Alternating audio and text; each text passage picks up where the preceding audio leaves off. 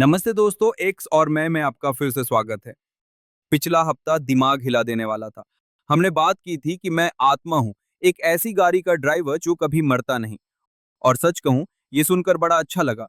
इतना अच्छा कि सोमवार सुबह जब 7 बजे अलार्म बजा, तो मैंने सोचा, अगर मैं एक अमर आत्मा हूँ और ये ऑफिस बस एक छोटा सा नाटक है, तो मैं इस प्रेजेंटेशन के लिए इतना तनाव क्यों ले रहा हूँ? कृष्णा, सच कहूँ तो मैं बहुत डिटैच्ड महसूस कर रहा हूँ। मेरा मन कर रहा है कि मैं इस्तीफा दे दूं। मैं पहाड़ों पर जाना चाहता हूं।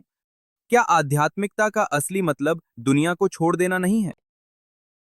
तो आर्यन अब सन्यासी बनना चाहता है क्योंकि उसका बॉस थोड़ा मुश्किल है। ये अनासक्ति नहीं है आर्यन। ये सिर्फ भागने के लिए एक भारी शब्द का इस्तेमाल करना है। क्या महान संतों ने यही नहीं किया? उन्होंने सब कुछ छोड़ दिया। अगर मैं आसमान हूं, जैसा कि हमने बात की थी, तो मेरे ईमेल के बादलों से क्या फर्क पड़ना चाहिए? मैं इस चूहा दौड़ रैट रेस का हिस्सा क्यों बनूं? तुम उसी जाल में फंस रहे हो जिसमें कुरुक्षेत्र के मैदान में अर्जुन फंसा था। उसने भी अपने धनुष को नीचे रख दिया था और कहा था कि वह युद्ध करने के बजाय भीख मांगकर गुजारा कर लेगा। लेकिन ध्यान से सुनो, असली आध्यात्मिकता काम छोड़ने के बारे में नहीं है। ये काम करने के तरीके को बदलने के बारे में है। आज देखते हैं कि क्या तुम वाकई कुछ न करने का जोखिम उठा सकते हो। ठीक है, चुनौती मंजूर है। मैं कुछ न करने की स्थिति में क्यों नहीं रह सकता? देखिए, मैं अभी चुपचाप बैठा हूं, मैं कुछ नहीं कर रहा। सच में तुम्हारा शरीर स्थिर हो सकता है, लेकिन तुम्हारा मन मैराथन दौड़ रहा है। गीता के तीसरे अध्याय में मैंने कहा है, नहीं कश्चित क्षणम अपि जातु तिष्ठत्य कर्मकृत कार्यते ह्यवश्य कर्म सर्वः प्रकृति जैर्गुणः। कोई भी मनुष्य एक क्षण के लिए भी बिना कर्म किए नहीं रह सकता। प्रकृति के गुण हर किसी से जबरदस्ती काम करवाते हैं। जबरदस्ती? इसका मतलब तो ये हुआ कि मेरे पास कोई विकल्प ही नहीं है। सोचो, तुम्हारे फेफड़े सांस ले रहे हैं, तुम्हारा दिल धड़क रहा है, तुम्हारा दिमाग मेरी आवाज को समझ रहा है। यहां तक कि चुप रहना भी इच्छा शक्ति का एक कर्म है।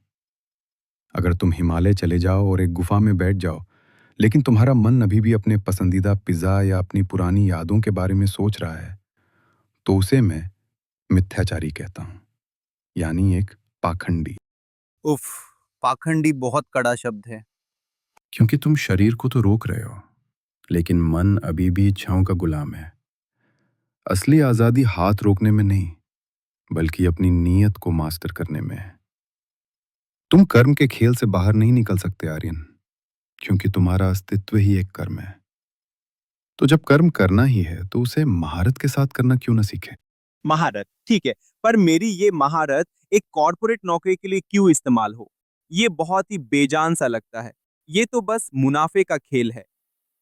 यहीं तुम गलती कर रहे हो। तुम अपनी नौकरी को एक लेन देन की तरह देख रहे हो। मैं समय देता हूं, तुम मुझे पैसा देते हो। इसे यज्ञ के नजरिए से देखने की कोशिश करो। यज्ञ जैसे कोई धार्मिक अनुष्ठान? अनुष्ठान तो बस एक प्रतीक है। असली यज्ञ जीवन का चक्र है।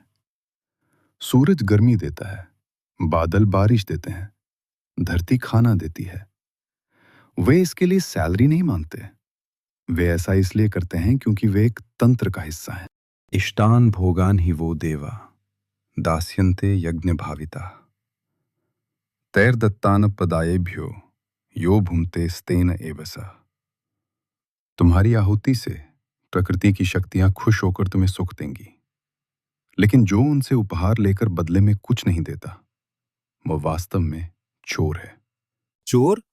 सोचो, तुम वो इंटरनेट इस्तेमाल करते हो जो किसी और ने बनाया, वो खाना खाते हो जो किसी और ने उगाया, और वो कपड़े पहनते हो जो किसी और ने सिले।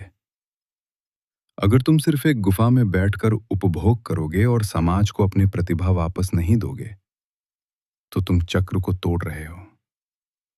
तुम्हारा ऑफिस, तुम्हारा कोड, तुम्हारे ईमेल, ये सृष्टि के इंजन में तुम्हारा योगदान है।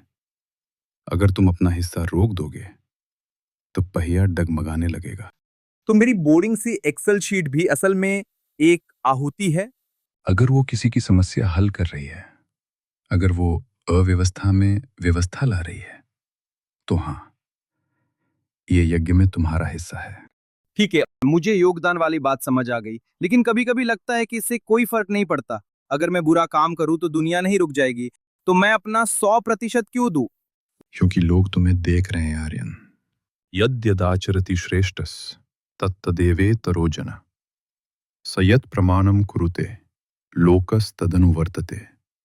एक श्रेष्ठ व्यक्ति जैसा आचरण करता है, दूसरे लोग भी वैसा ही करते हैं। वह जो मानक स्टैंडर्ड स्थापित करता है, दुनिया उसका अनुसरण करती है।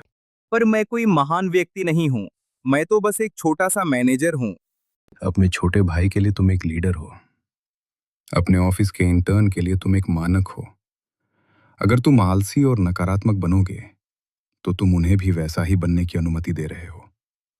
जब तुम अपना स्वधर्म, अपना कर्तव्य पूरी कुशलता से करते हो, चाहे वह कितना भी छोटा काम क्यों न हो, तुम अपने आसपास के सभी लोगों की ऊर्जा बढ़ा देते हो। तुम कंपनी के लिए काम नहीं करते, तुम उत्कृष्टता, एक्सेलेंस के लिए काम करते हो।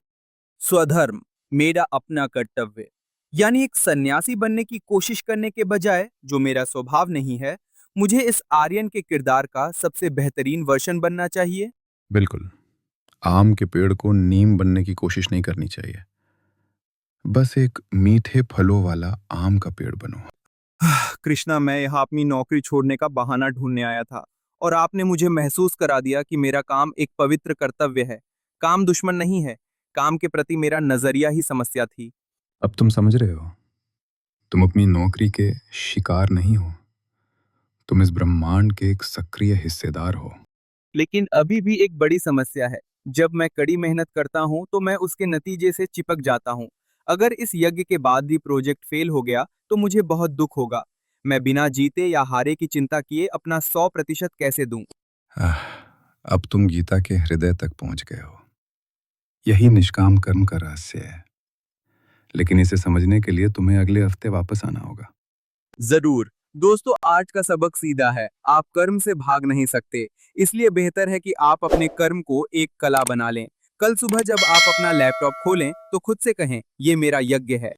मैं हूं आर्यन और मेरे साथ है कृष्णा। मिलते हैं अगले हफ्ते जीवन के कुरुक्षेत्र में।